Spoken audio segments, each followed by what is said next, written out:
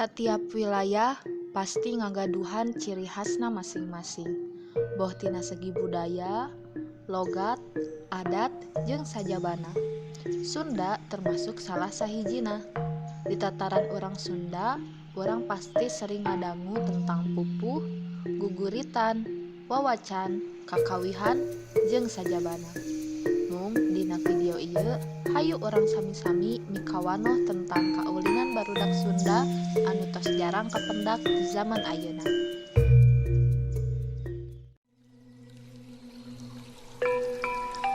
Di tataran Sunda aya kaulinan anu disebut ucing-ucingan.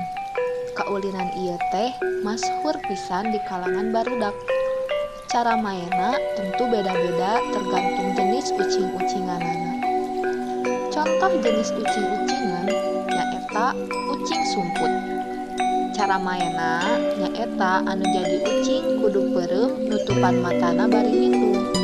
Terus barudak anu lain bakal nyumput.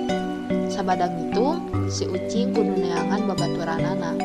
Nu kapendak paling awal bakal ngagantikeun anu tadi jadi ucing.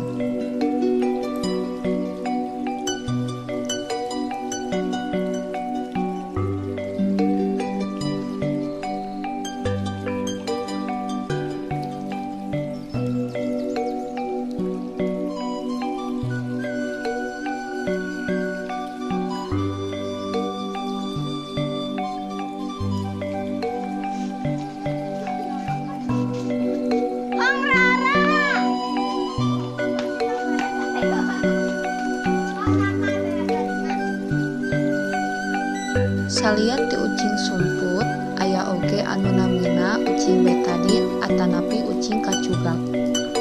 Cara mainna nyaeta barudak kedah ngangkat salah sahiji sampeanana bari nyarios kacugak.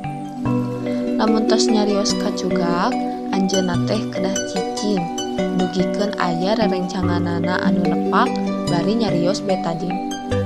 Lamun aya anu kacugak teras ditepak ku rerencanganana anu nyarios betadin, anjeunna teh tiasa lumpat deui. Ngan kedah ati-ati bilih ditepak ku nu jadi ucingna. Lamun samisalna pas lumpat ditepak ku nu jadi ucing, anu ditepak tadi bakal ngagantikeun si ucing.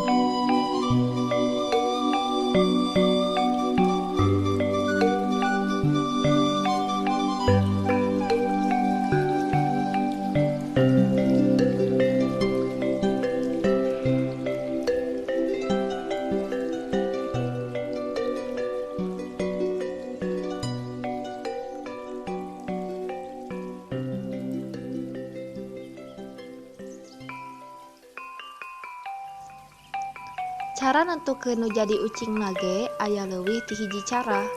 Salah sahijina nyaeta nganggo kakawihan hompimpah.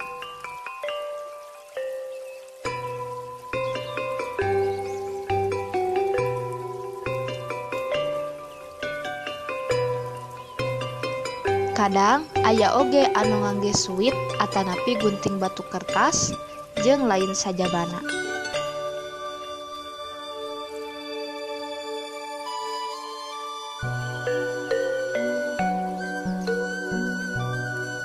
Salian ucing-ucingan, aya oge kaulinan mangrupa kakawihan. Contoh kaulinan anu nganggo kakawihan teh nyaeta bangbang kalima-lima gobang. Kaulinan ieu teh termasuk kaulinan anu tiasa dilakukeun bari calik.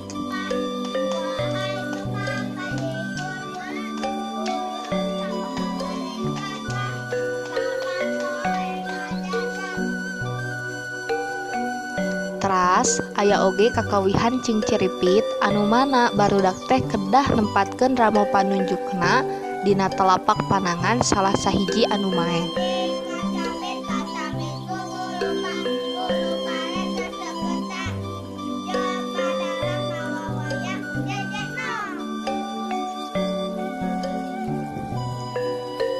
Aya oge kakawihan surser anu tiasa dilakukeun ku budak leutik.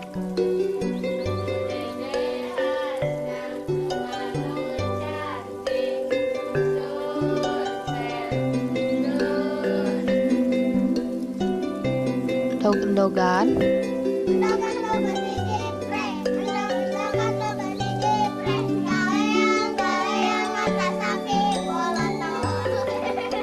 sarta paciwit-ciwit lutung anu cara maena nyaeta sadayana barudak kedah saling nyiwit di handap ka luhur.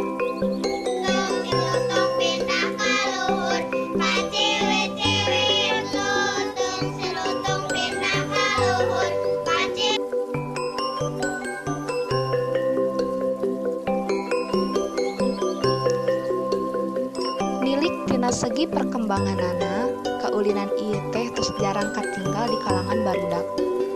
Zaman anu geus sakitu canggihna, barudak ge seseueurna ngiring kana perkembangan eta. Bahkan budak anu masih SD zaman kiwari mah mainana tos game anu diakses tina HP. Lamun zaman baheula mainna congklak, egrang, kaleci, jeung langlayangan, zaman ayeuna mah barudak teh maena game online sapertos Mobile Legends, COC, PUBG, Roblox, jeung sajabana.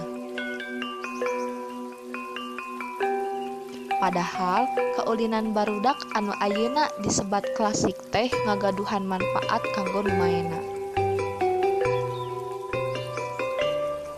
Kaulinan mana anu ku anjeun dipikaresep?